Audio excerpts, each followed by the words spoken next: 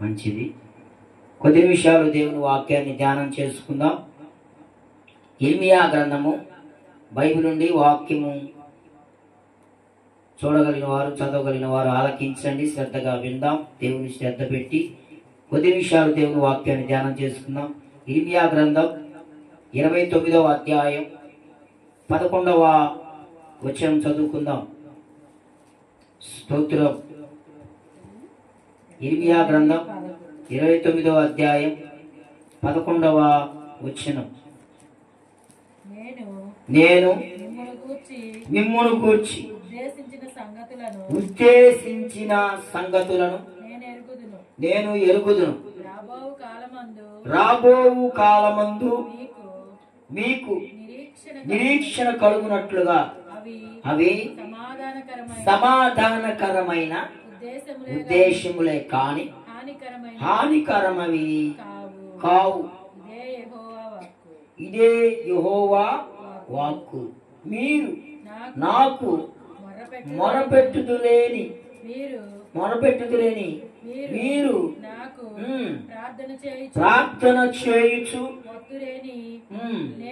నేను మీ మనవి ఆలకింతును.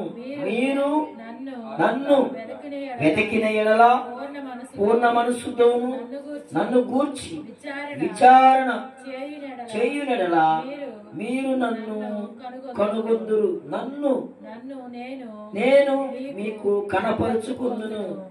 ఇదే యెహోవా వాక్కు. పరిశుద్ధులైన యేసయ్యానికి వందనాలు.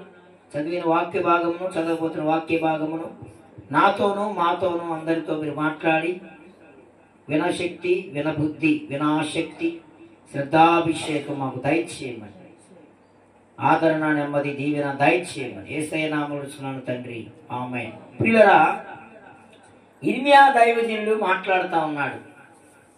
29వ అధ్యాయం 11వ వచనం మనం చూస్తాం కదా. నేను మిమ్మును గూర్చి ఉద్దేశించిన సంగతులను నేను ఎరుగుదును. చూడండి ప్రియులారా, ప్రభువునందు ప్రియ సహోదరి సహోదరులారా, ఈ రాత్రి కాల సమయంలో దేవుడు మనతో మాట్లాడుతున్న విషయములు ఏంటంటే, నేను మిమ్మును గూర్చి, మిమ్ము అంటే అనేక మంది, ఒకరికి మించి ఎక్కువగా ఉన్న జనాంగమును పిల్లరా మిమ్మును అంటాడు, మీరు అంటాడు. మిమ్మును గూర్చి ఉద్దేశించిన సంగతులు నేను ఎరుగుదును అంటే మన యొక్క జీవితాలలో, మన బిడ్డల జీవితాలలో, కుటుంబాలలో ఏవేవి దేవుడు ఉద్దేశించాడో, ఏవేవి కార్యాలు జరగడానికి దేవుడు ఆలోచన చేసి ఉన్నాడో, ఏవేవి దేవుడు మన పట్ల ఏ కార్యాలు అయితే చేయదలిసి ఉన్నాడో, పిల్లరా దేవుడికంట సమస్తము తెలుసు. దేవుడు అదే మాట్లాడుతూ ఉన్నాడు.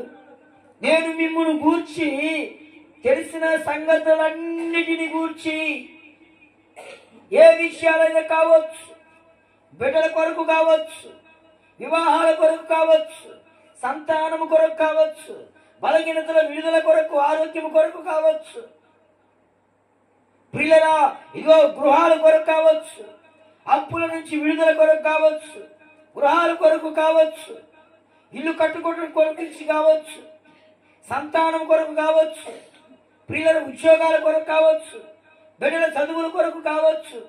ఇదిగో మన కుటుంబాల్లో ప్రియులరా నూతనమైన కార్యాలు జరగాలని దేవుడు ఆశపడి ఇదిగో ఆలోచన చేస్తూ ఉంటున్న విషయాలన్నీ కూడా పిల్లరా దేవుడికి తెలుసు. అదే ఈ రాత్రి మాట్లాడుతున్నాడు.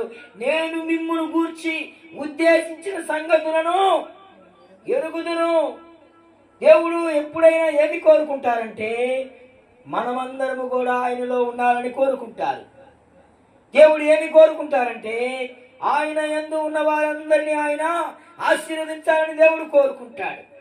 కాబట్టి పిల్లరా దేవుడు చెబుతున్నాడు, నీకు ఇచ్చుతున్న వాగ్దానాలను, నీకు ఇచ్చుతున్న ఇదిగో పిల్లల ఆశీర్వాద వచనములను, ఇదిగో ఆరోగ్యం ఇస్తానని, విడవనని, ఎడబాయనని, తోడుగా ఉంటానని, దీవిస్తానని, ఆయుష్నిస్తానని, జ్ఞానమునిస్తానని, తెలివినిస్తానని, బుద్ధినిస్తానని, ఆరోగ్యమునిస్తానని, కుటుంబంలో సకల సమృద్ధిని ఇస్తానని దేవుడు వాక్యము ద్వారాగా మాట్లాడినప్పుడు దేవుడు అంటున్నాడు కదా, మనిషి అయితే మర్చిపోతాడు కానీ నేనైతే ఏం చేస్తానంటున్నాడు, మరువని దేవుడు.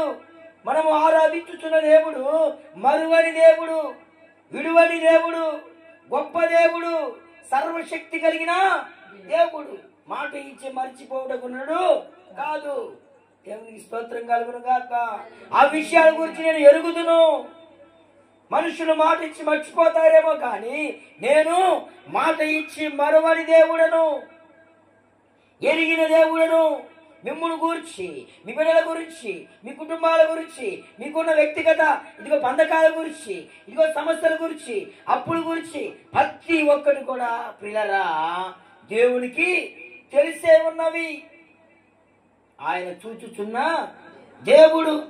చూడండి, రాబోవు కాలమందు మీకు నిరీక్షణ కలుగునట్లుగా అవి సమాధానకరమైన ఉద్దేశములే కానీ హానికరమైనవి కావు.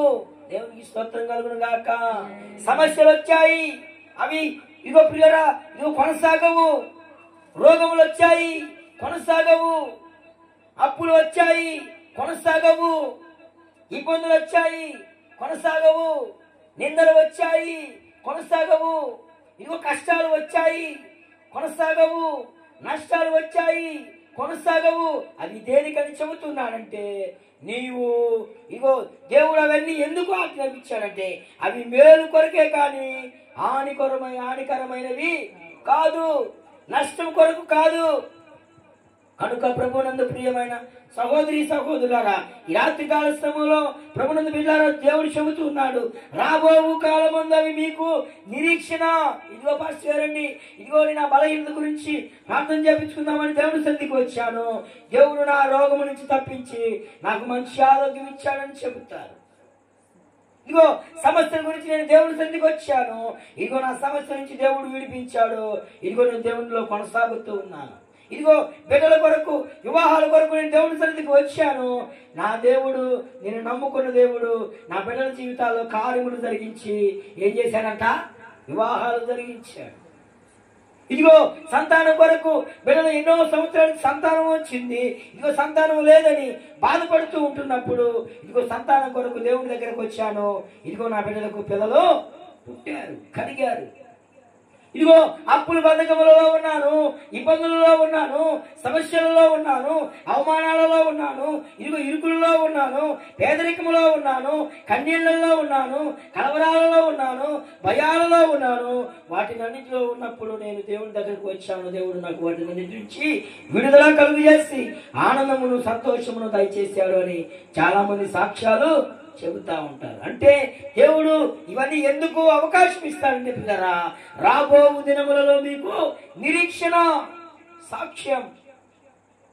చూడండి ప్రియులరా, 6 నెలల వయసులో భయంకరమైన జబ్బు చేసినప్పుడు, పట్టు జబ్బు చేసినప్పుడు ఇదిగో గుంటూరు ప్రకాశం జిల్లాలో ఇదిగో హాస్పిటల్ అని తిప్పేశారు, ప్రాణవాయువు పెట్టారు.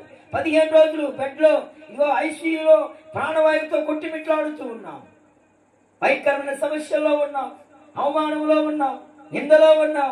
ఇదిగో ఈ లోక సంబంధమైన విగ్రహారాధన వైపు చుట్టూ ఇదిగో ప్రియులరా భయంకరమైన ఇదిగో పూజల వైపు తిరుగుతూ ఉన్నప్పుడు ఎవరు సహాయం లేదు, ఎవరు తోడు లేరు, ఎవరు ఇదిగో ప్రియులు ఆనందించలేదు, ఎవరు ఆదరించలేదు, ఎవరు స్వస్థపరచలేదు, ఎవరు కూడా బాగుపరచలేదు ప్రియులరా. ఇదిగో 2 స్త్రీలు దేవుడు నమ్ముకున్న దేవుడు నమ్ముకున్నారు. దేవుడి యందు విశ్వాసం ఉంచి పిల్లరా మా తల్లిదండ్రులను, మా బంధువులను వారు పిల్లరా ఆదరించి బలపరిచి, ఏమి పర్వాలేదు, మేము నమ్ముకున్న దేవుడు ఇదిగో మరణమును తప్పించగలిగిన దేవుడు. చప్పట్లు కొట్టండి గట్టిగా, హల్లెలూయా. మరణము తప్పించుట యెహోవా వశం, దేవుని వశమై ఉన్నది పిల్లరా, దేవుని వశమై ఉన్నది పిల్లరా. ఆ 2 స్త్రీలు, వృద్ధాప్యంలో స్త్రీలు ఐసీయూలో ఉన్న నన్ను ప్రాణము మరి ఐసీయూలో పిల్లరా వెంటిలేటర్ మీద ఉన్న నన్ను 15 రోజులు అయిపోయింది. బెంగళూరు ఆయా రాష్ట్రాల నుంచి వచ్చిన వైద్యులు చేతులు ఎత్తేసారు, ఈ బాబు చనిపోతాడు, బ్రతకడు అని పిల్లరా చేతులు ఎత్తేసినప్పుడు ఉదయకాలము ఇదిగో ఈరోజు తీసుకువెళ్ళవలసి చెప్పి ఉన్నారు డాక్టర్లు ఇన్ఛార్జి. వెంటిలేటర్ మీద ఆయన యొక్క ప్రాణవాయువు పెట్టిన ఆ వెంటిలేటర్ తీసేస్తే మనిషి ఏమైపోతాడండి? చనిపోతాడు.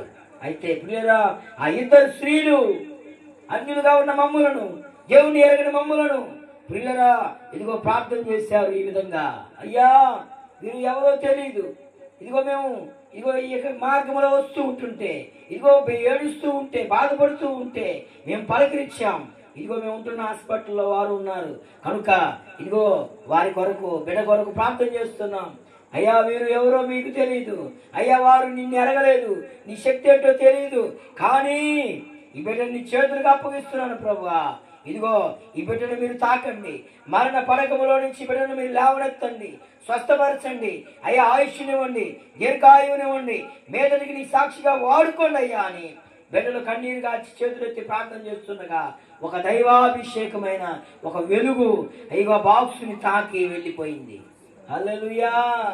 ఆ బాక్స్ వారు ఇగో కన్నీళ్లతో ఇద్దరు వృతాత్మలను తల్లులు ప్రార్థన చేస్తా ఉన్నారు. కన్నీళ్లలో వారు అడుగుతూ ఉన్నారు, అయ్యా మీరు ఎరగని వారయ్యా, నీ శక్తి ఏంటో తెలియదు, నువ్వు ఎలాంటి వాడివో తెలియదు, ఇదిగో ఇదిగో ప్రభు ఆ బిడ్డను బతికించయ్యా అని వారు ప్రార్థన చేస్తుండగా వారు చూసిన దర్శనం ఏంటంటే ఆకాశం నుంచి ఒక వెలుగు వచ్చి ఆ బాక్సును తాకి వెళ్ళిపోయినట్టుగా వారు చూశారు. హల్లెలూయా. వెంటనే ప్రియురా వారు ప్రార్థన చేసి బయటికి వెళ్ళిపోయారు. అమ్మ మీ బాబుకి ఏం పర్వాలేదు, దేవుడు స్వస్థపరిచాడు, ఇదిగో మేము ఈ రీతిగా చూసాము అని చెప్పగానే అప్పుడే ప్రియులు అప్పుడు దాకా ప్రాణవాయువులో ఉండి, ప్రాణ బంధకములో ఉండి అటు ఇటు కొట్టుమిట్లాడుతున్న నాపై దేవుని వెలుగు రాగాలే ప్రభు. ప్రియులరా ఇదిగో ప్రియులరా ఆ దాదాపు ఒక 30 రోజుల వరకు బాత్రూము యూరిన్ బ్లాక్ అయిపోయింది ప్రియులరా. బ్లాక్ అయిపోతే భయంకరమైన ఇన్ఫెక్షన్తో బాడీ అంతా ఇన్ఫెక్షన్ అయిపోయిన మరణ పడకల్లో ఉన్న నాపై దేవుని వెలుగు దర్శించగా దేవునికి స్తోత్రం కలుగును గాక. ఇదిగో పిల్లరా వారు వెళ్ళిన 10 నిమిషాలకే మరి ఆ కదలిక లేని నా యొక్క నరములకు, శక్తులకు, మూలుగులకు అన్నిటికీ బలగం వచ్చి కదలిక ప్రారంభమైంది. హల్లెలూయా. ఇదిగో ఏడవటం ప్రారంభించబడింది. వెంటనే మా తల్లిదండ్రులు డాక్టర్లు పిలిచారు. అప్పుడే ప్రియరా 15-20 నిమిషాల్లో ఇన్ఫెక్షన్ అంతా కొట్టివేయబడింది. దేవుడు ఒక 10 రోజుల్లోనే ఇంటికి నడిపించాడు. హల్లెలూయా. దేవునికి స్తోత్రం కలుగును గాక. సాక్షిగా నన్ను నిలబెట్టాడు. హల్లెలూయా. చూడండి ఆ నాటి నుండి దేవుని పరిచర్యలో దేవుని నమ్ముకొని ఇదిగో పిల్లరా హిందూ కుటుంబంలో బ్రతికినప్పటికీ మా కుటుంబం అంతా కూడా దేవుని నమ్ముకున్నారు. మరణము తప్పించుట యెహోవా వశం, దేవుని వశం పిల్లరా. నిరీక్షణ కలగడానికి అవి సమాధానకరమైన ఉద్దేశములే కానీ హానికరమైనవి ఏవి కావు. ఇదే యెహోవా వాక్కు, మీరు నాకు మొరపెట్టిన మరి పెట్టుదే గాని మీరు నాకు ప్రార్థన చేయించున్నవన్నీ కూడా ప్రియులరా దేవుడు మనవి ఆలకించే దేవుడు. మనం చేసే ప్రార్థన దేవుడు ఆలకిస్తాడు. ఆయన ప్రార్థన ఆలకించే దేవుడు. ఎలాంటి దేవుడు అంటే ఈయన ప్రార్థన ఆలకించే దేవుడు. వీని మర్చిపోయే దేవుడు కాదు. నువ్వు కన్నీళ్లతో ఎప్పుడైతే అయ్యా నీ సమస్య మనుషులకు చెప్పకూడదు కానీ పిల్లరా, మనుషులను నమ్ముకున్న కంటే, అధికారులను నమ్ముకున్న కంటే, రాజులను నమ్ముకున్న కంటే ప్రభువైన యేసుక్రీస్తు మీద నీవు నమ్ముకున్న ఎంతో ధన్యత, మేలు. భక్తులైన దావీదు అంటున్నాడు కదా, మనుషుల మీద ఆయన నమ్ముకోలేదు కానీ, అధికారుల మీద నమ్ముకోలేదు కానీ, ఇదిగో ప్రియుల రాజును నమ్ముకోలేదు కానీ దేవుని నమ్ముకున్న దావీదు ఇశ్రాయేలు ప్రజలకి రాజుగా, ఒక గొర్రెలు కాసుకునే వ్యక్తి అండి, గొర్రెలు కాసుకునే గొర్రెల కాపరి రాజు అయిపోయాడు. ఎవరి మీద ఆనుకున్నాడు ఆయన మనసు? దేవుని మీద ఆనుకున్నది పిల్లరా. దేవుని మీద దేవుని శక్తి, దేవుని కృప ఆయనతో ఉన్నది. అడవిలో ఉన్నప్పటికీ ఇదిగో భయంకరమైన కన్నీళ్లలో వాళ్ళు ఉన్నప్పటికీ, భయంకరమైన వ్యాధుల్లో ఉన్నప్పటికీ, ఎంతో సమస్యలో ఉన్నప్పటికీ ప్రియులరా దావీదు దేవుడిని నమ్ముకున్నాడు కాబట్టి దావీదుని ఏం చేశాడంటే దేవుడు హెచ్చించేశాడు. అందుకే అంటున్నాడు నిరీక్షణ కలుగునట్లుగా అవి సమాధానకరమైనవే కానీ, అయ్యా నాకు ఈ సమస్య వచ్చింది, ఈ రోగం వచ్చింది, ఈ బలహీనత వచ్చింది, ఈ అవమానం వచ్చింది, ఈ కలవరములో, పాపములో, బంధకములో, ఇదిగో సమస్యల్లో నేను ఇరుక్కుపోయాను, ఎవరు నన్ను ఆదరించేవారు లేరు. ఇదిగో ప్రియ లోకములో మానవులు ఎవరు ఆదరించలేదు కానీ దేవుడు ఆదరించగలిగిన దేవుడు. చూడండి అంటున్నాడు, మీరు నాకు మొరపెట్టుదురని మీరు నాకు ప్రార్థన చేయించుండగా నేను మనవి ఆలకించే దేవుడు. ప్రార్థన ఆలకించే దేవుడు. ఎక్కడైతే నువ్వు ఇదిగో మోకరించి నీ సమస్య ఏంటో, నీ బలహీనత ఏంటో, నీ రోగం ఏంటో, నీ యొక్క బలహీనత ఏంటో, నీ యొక్క సమస్య ఏంటో, నీ కన్నీళ్ళు ఏంటో, నీ ఇబ్బంది ఏంటో నీవు గాన ప్రియరా మోకరించి గదిలోనికి వెళ్ళి కన్నీళ్లు కాచి ఇదిగో ప్రియుల దేవుడికి చెప్పగలిగితే ఆయన ఆకాశం నుంచి నీ మనవి ఆలకిస్తాడు. హల్లెలూయా. ఆయన ప్రార్థన ఆలకించే దేవుడు. ఆయన ప్రార్థన ఆలకించే దేవుడు. ప్రార్థన దాటిపోయే దేవుడు కాదు ఆయన. ఒక వ్యక్తి పుట్టినది మొదలుకొని ఇదిగో దేవాలయం దగ్గర అడుక్కుంటూ ఉన్నాడు. భార్య వెలివేసింది, బిడ్డలు వెలివేశారు. నలుగురు స్నేహితుల చేత మందిరము దగ్గర బయట ప్రాంగణంలో అడుక్కుంటూ భిక్షం అడుక్కుంటూ ఉన్నాడు. దైవజనులు వస్తూ ఉన్నారు. తెల్ల అంగీలు ధరించారు. మందిరంలో ఆరాధన జరిగించడానికి వచ్చి ఉన్నారు. వారి దగ్గర బంగారము, వెండియు, నాణ్యములు విలువైనవి ఉంటాయేమని అడుక్కుంటూ ఉన్నాడు. వారి వైపు అంటే పిల్లరా తేరి చూశాడు. ఎలా చూశాడు? తేరి చూస్తూ ఉంటుండగా వారంతా వీరిని ఇతన్ని చూసి, మా దగ్గర ఏమి బంగారము, వెండియు, నాణ్యములు, ధనములు మా దగ్గర లేవు, గాని మా దగ్గర కలిగి ఉన్నది నీకు ఇచ్చుచున్నాము. అదే నజరేయుడైన యేసు క్రీస్తు నామములో లేచి నడవమంటున్నాడు. ఇదిగో ప్రియరా, దేవుడి బిడ్డలు, దేవుని సేవకులు, దేవుని పాస్టర్ గారు వాళ్ళు ఎప్పుడైతే ఇదిగో ప్రియరా ఇదిగో మరి లేచి నడవమని ఒక మాట మాట్లాడారో, యేసు మా నామములో లేచి నడవమని చెప్పారో, ఆ మాటలో ఉన్న శక్తి ఆ కుంటి నరములలోనికి వెళ్ళిపోయి ఇదిగో ప్రియరా వాడు వెంటనే ఇదిగో చీల మండలములోనికి, మోకాళ్ళలోనికి, నడుములోనికి ప్రియరా ఇదిగోక ఆ కిడ్నీలోకి, పిల్లల లివర్స్ లోకి, హార్ట్ లోకి, చేతుల్లోకి, నడినెత్తిని చలికాల వరకు యేసయ్య నామము తాకగానే ప్రియరా వెంటనే తన బట్ట పారవేశాడు, చాప పారవేశాడు, దిగ్గున లేచి గంతులు వేసు మందిరంలోకి వెళ్ళి దేవుణ్ణి ఆనందించాడు. గట్టిగా చప్పట్లు కొట్టి దేవుని నామాన్ని జ్ఞాపకం. హల్లెలూయా. అక్కడ ఉంటున్న వాళ్ళందరూ ఆశ్చర్యపోతా ఉన్నారు. అరే వీడెవడరా అంటే ఒకరు గుర్తుపట్టేశాడు. అన్నా వీడు బయట కూర్చున్న కుంటివాడు. హల్లెలూయా. బయట కూర్చున్న కుంటివాడు. అరే ఏం జరిగిందిరా వీడికి? ఎవరు వైద్యం చేశారంటే ఇదిగో పాస్టర్ గారు ఏదో వారి నోట్లో నుంచి ఏదో మాట్లాడారు, వారికి ఎంతో ప్రార్థన చేశాడు. వాడు వెంటనే లేచాడు, గంతులు వేచాడు, ప్రభువుని వాక్యం నిన్న ప్రియ సహోదరి సహోదరులారా, యేసయ్య నామములో స్వస్థత ఉన్నది, యేసయ్య నామములో విడుదల ఉంది, యేసయ్య నామములో గొప్ప శక్తి ఉన్నది.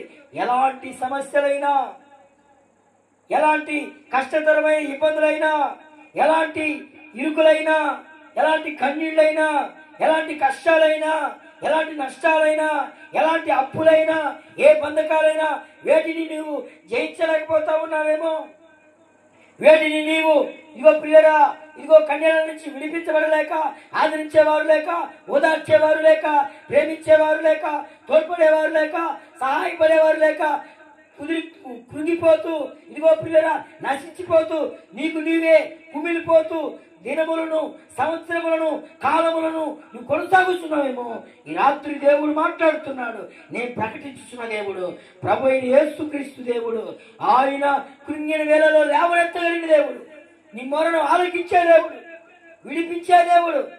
నేను ప్రకటించుతున్న దేవుడు సర్వశక్తి కలిగిన దేవుడు. నా ఎదుగురా నీ యొక్క భారము నేను తొలగిస్తానికి దేవుడు ఈ రాత్రి పిలుస్తూ ఉన్నాడు. చూడండి, దావీదు రాసిన కీర్తన భాగం 31వ అధ్యాయం చివరి మాట చదువుకొని ముగించుకుందాం.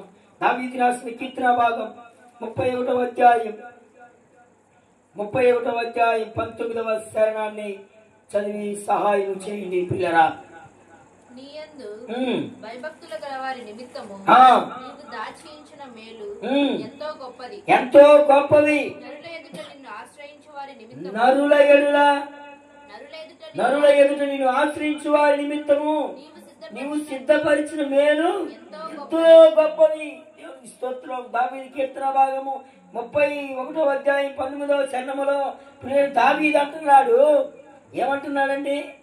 నీ యందు భయభక్తుల వారి నిమిత్తము దాచిపెట్టి మేలు ఎంతో గొప్పవి. అయితే ప్రియులారా, మన జీవితాల్లో రాబో దినాల్లో కానీ ఇప్పుడు జరుగుతున్న దినములలో కానీ మన జీవితాల్లో మేలులను, ఆశీర్వాదాలను, దీవెలను, ఆయురారోగ్యాలను, జ్ఞానమును, తెలివిని, సకల సంపృతిని దేవుడి దగ్గర నుంచి మనం పొందుకోవాలంటే ప్రియులారా, దేవుడు మాట్లాడుతూ ఉన్నాడు, దేవుని యందు భయభక్తులు కలిగి మనము జీవించాలి. ఇది మనకు చేత అవ్వాలి, ఇది మనకు అర్థం కావాలి, ఇది మనం చేయగలగాలి. ఇగో నీ యందు భయభక్తుల వారి నిమిత్తము నీవు దాచించునేది ఎంతో గొప్పవి. దేవుని యందు భయభక్తులు, భయం ఉండాలి. దేవుడు అంటే భక్తి ఉండాలి. దేవుడు అంటే పిల్లలు చాలా మందికి భయం ఉండదు, భక్తి ఉండదు. కొంతమందికి భక్తి ఉంటుంది, భయం ఉండదు. కాబట్టి ఇప్పుడు దేవుడు అంటున్నాడు, రెండు కళ్ళు ఏ విధంగా శరీరం మరి కావాలో, దృష్టి ఎలాగో కావాలో ప్రియులరా, ఒకదానికొకటి ఎలాగా అవసరమో ప్రియులరా, ప్రాముఖ్యమో ప్రియులరా, దేవుడు అంటున్నాడు కదా, భయభక్తులు నీ యందు భయభక్తులు వారి నిమిత్తము నీవు దాచించిన మేలు ఎంతో గొప్పవి. దేవుని సన్నిధానంలో దేవుని మీద విశ్వాసం ఉంచు, దేవుని మీద నువ్వు కొనసాగుచు, దేవుని ఎడల నువ్వు చూపిన యొక్క పరిపూర్ణమైన యొక్క విశ్వాసమును, నమ్మకమును నువ్వు చూపిన దేవుని యొక్క ప్రేమపై, దేవుడు ఇచ్చిన వాటి అన్నిటిపై దేవుడు చూపించి దేవుడి మీద నువ్వు ఇచ్చిన భయభక్తుల గురించి దేవుడు దాచిపెట్టిన మేలు. ఏ మేలు అంటది? దాచిపెట్టిన మేలు. అశ్వరుని మేలును దాచిపెడతాడు దేవుడు. అవును, మేలును దాచిపెడతాడు. అశ్వరుని ఎన్నో సంవత్సరాల నుంచి ప్రార్థన చేసుకుంటా ఉన్నాను, కొనసాగుతూ ఉన్నాను, నాకు ఇంకా మేలు జరగలేదు, ఆలస్యం అవుతుందంటే పిల్లరా, దేవుడు గొప్ప మేలును దాచిపెట్టాడని గుర్తుపట్టాలి. అది గుర్తుపెట్టాలి.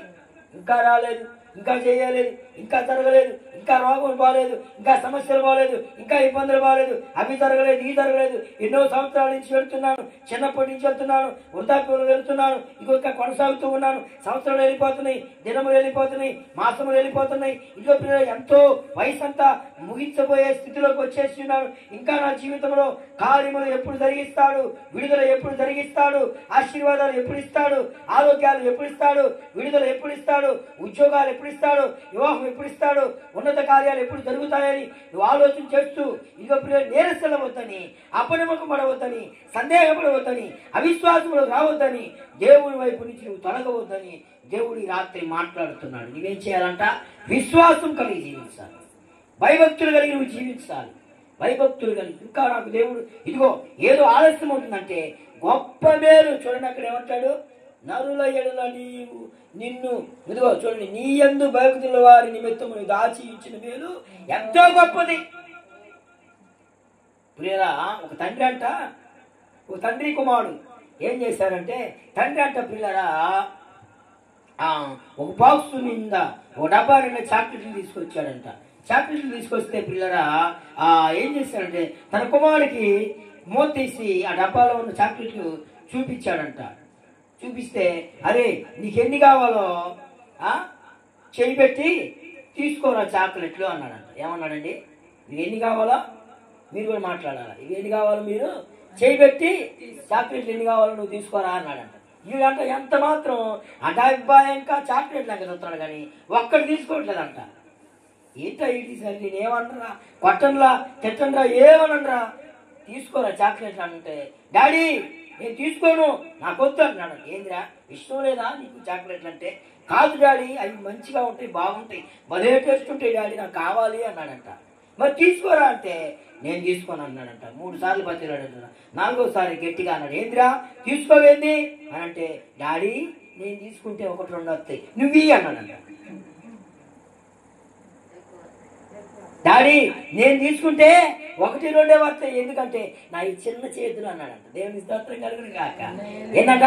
చిన్న చేతులు కాబట్టి నువ్వు ఈ డాడీ అన్నాడంట. అప్పుడంట సంతోషించి పిల్లరా ఆ డబ్బాలో ఉన్న చాక్లెట్లు ఎంత చేయి పెట్టి తీసి ఊళ్ళో పోసాడంట. హల్లెలూయా, దేవునికి స్తోత్రం.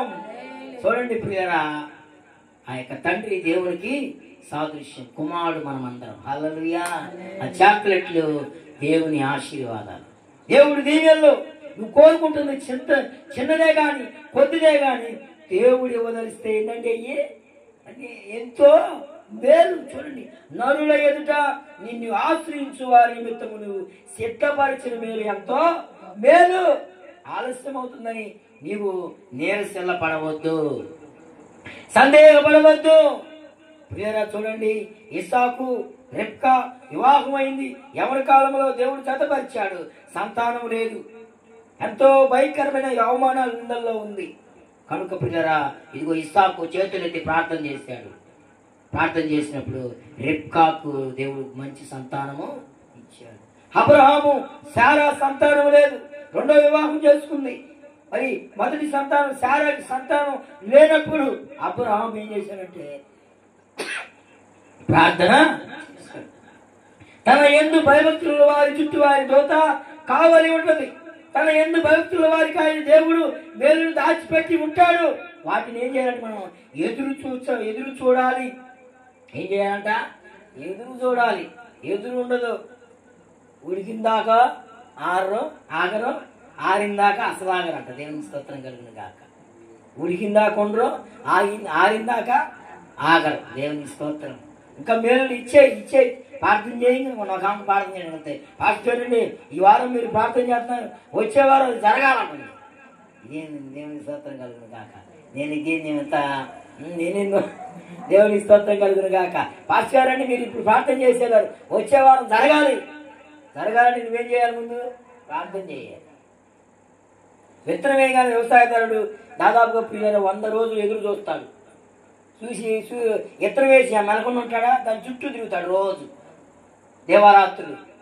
ఏమి కావాలో అవి చేస్తాడు. నీవు కూడా ఏది జరగాలని నువ్వు ఆలోచన చేస్తూ ఉన్నావో, ఏది కావాలని నువ్వు కోరుకుంటున్నావేమో, ఆ విషయాలన్నిటి కొరకు ఏం చేయాలంటే ప్రతి దినము దేవుడికి అప్పచెప్పాలి, చెబుతా ఉండాలి. పదే ఒక విధవరాలంట యజమానుడి దగ్గరికి వెళ్ళి న్యాయం కొరకు ఎదురు చూస్తా ఉంటే పదే వచ్చింది కాబట్టి న్యాయము తీర్చాడు. కఠినాత్ముడు అంటవాడు. ఎవరు అంటాడు? కఠినాత్ముడే. ఇస్తే మన దేవుడు ఎలాంటి దేవుడు అంట? కరుణగల దేవుడు. చప్పటి కొట్టి గట్టిగా హల్లెలూయా. కఠినాత్ముడైన ఆ యొక్క యజమానుడే కరిగిపోతే కరుణగల యేసు నీ కొరకు నా కొరకు ఆయన లోకరక్షకుడై మహిమను విడిచి ఈ లోకానికి మానవ శరీరాన్ని ధరించుకొని ప్రియరా ఆయన నీ కొరకు, నశించిపోతున్న నీ కొరకు ఆయన ఈ లోకానికి రక్షకుడిగా వచ్చాడు. ఇదిగో ప్రియరా 33.5 సంవత్సరాలు ఆయన ఈ లోకములో ప్రియరా జీవించాడు. ఎలాగ ఉండాలో, ఎలాగ నడవాలో, ఎలాగ జీవించాలో, ఎలాగ బ్రతకాలో, ఏమి తినాలో, ఏం తాగాలో, ఎలాగ జీవించాలో ఆయన మాదిరిని చూపించాడు. ఇదిగో ఆయన నీ కొరకు ప్రియరా ఆయన ఏం చేశాడు తెలుసా? 33.5 సంవత్సరాలు సువార్త ప్రకటించి ఎన్నో కార్యాలు చేసి, ఎన్నో స్వస్థతలు చేసి, ఎన్నో గొప్ప కార్యాలు చేసి ప్రియరా ఆయన నీ కొరకు నిందలు అవమానించాడు, శ్రమలు అనుభవించాడు. ఇదిగో ప్రియ కన్నీళ్లు అవమానించాడు, అవమానాలు అనుభవించాడు, శ్రమలు అనుభవించాడు. ఆ శ్రమలలో ప్రియులరా శ్రమ పొందిన యేసయ్య నీతో మాట్లాడుతున్నాడు. తర్వాత ప్రియులరా ఇదిగో ఆయన చేసిన మంచికి నీ కొరకు నా కొరకు ఆయన గాయము, పంచగాయాలు, 5 గాయాలు శరీరం మీద పొందాడు. ప్రియులరా 39 కోడాల దెబ్బతో ఆయన కొట్టబడ్డాడు. నాకని చాలా వలె ఆయన శరీరం దున్నబడింది. నీ కొరకు నా కొరకు ఆయన మరణమును చవి చూశాడు, మరణించాడు నీ కొరకు.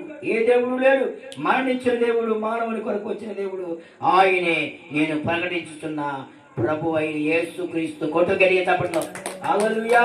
నీవు నమ్ముకున్న దేవుడు మరణమును జయించిన దేవుడు. నీవు నమ్ముకున్న దేవుడు శ్రమలను జయించిన దేవుడు. నీవు నమ్ముకున్న దేవుడు రోగములను జయించిన దేవుడు. నీవు నమ్ముకున్న దేవుడు, నేను నమ్ముకున్న ఆరాధించుతున్న దేవుడు ఎలాంటి దేవుడు అంటే ఆయన మరణమును జయించి తిరిగి లేచి పునరుద్ధారుడై పరలోక రాజ్యానికి నీ కొరకు నా కొరకు స్థలమును సిద్ధపరిచిన దేవుడు. మరలా నీ కొరకు నా కొరకు ఆయన త్వరగా రాబోతున్న దేవుడు. మన మధ్య ఈ ఏలయనగా ఆయన నామం పేరట ఇద్దరు ముగ్గురు కూడుకొని ఆయన్ని జ్ఞాపకం చేసుకుంటారో వారి మధ్య పరిశుద్ధాత్మ దేవుడుగా ఎల్లప్పుడూ మన కుటుంబాల్లో, ఎల్లప్పుడూ మన జీవితాల్లో ఆయన సంచరించుచున్న ప్రభు అయిన యేసు క్రీస్తు దేవుడు. హల్లెలూయా. కాబట్టి ప్రియులరా ప్రభునందు ప్రియుల దేవుడు చేసే కార్యాలు కంటికి కనబడవు, చెవికి వినబడవు, హృదయానికి అర్థము కావు. అబ్రహాము జీవితంలో 25 సంవత్సరాలు పరీక్షించబడ్డాడు. అబ్రహాము సంతానం పొందుకున్నాడు, అన్ని విషయాలు ఆచరించబడ్డాడు. బైబిల్ గ్రంథంలో అబ్రహాము అనే వ్యక్తి దేవుణ్ణి నమ్ముకున్నాడు. ఇస్సాకు అనే వ్యక్తి దేవుణ్ణి నమ్ముకున్నాడు. కరువు కాలంలో ఇదిగో బీడు భూమిలో విత్తనం వేస్తే 100 ఆశీర్వాదం కలిగింది, 100 పంట. కరువులో పోషించబడ్డాడు. కనుక ప్రియ యాకోబు అనే వ్యక్తి మోసగాడుగా జీవించాడు. యాకోబు అనే వ్యక్తి ఆశీర్వాదకరంగా మార్చబడి రాత్రి నేను ప్రకటిస్తున్న దేవుని మీద నువ్వు భయభక్తులు కలిగి విశ్వాసం ఉంచి ప్రతిదీ కూడా నీవు దేవుని సేవకుడికి నువ్వు చెబుతూ ప్రార్థన చేయించుకుంటా ఉంటే నీవు కోరుకున్న కార్యాలు, తలచుచున్న కార్యాలు, ఎదురు చూస్తున్న కార్యాలు, దాచిపెట్టిన మేలులు నీకు దేవుడు ఈ సంవత్సరంలో 2025లో నా దేవుడు జరిగించును గాక. దేవుడి వాక్యమును దీవించును గాక. అందరం ప్రార్థన చేసుకుందాం. మోకరించండి, చివరి ప్రార్థన చేసుకుందాం. ప్రభువా నీకు వందనాలయ్యా, ఆరాధ్యుడైన యేసు నీకు వందనాలు.